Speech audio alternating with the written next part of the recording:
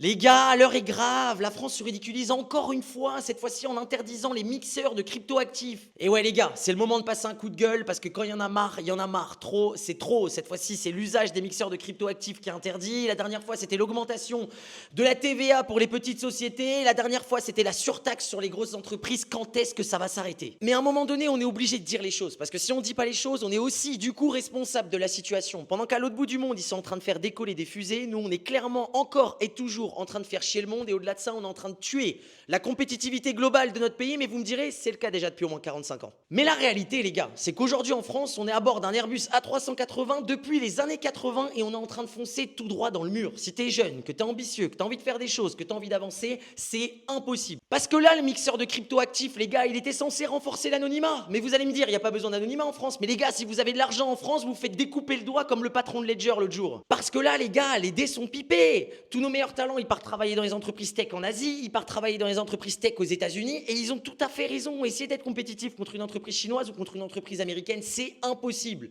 C'est impossible aujourd'hui en France. On rend les choses beaucoup trop compliquées. On te dissuade d'avancer, on t'empêche d'avancer. C'est impossible de pouvoir réussir. On te met des bâtons dans les roues sur tout. Et en plus de ça, aujourd'hui, on t'enlève ton anonymat en crypto, en gros, grosso modo, alors que quand tu as un peu d'argent, on te coupe un doigt. Enfin bon, bref, on fonce droit dans le mur à bord de l'Airbus vers l'échec.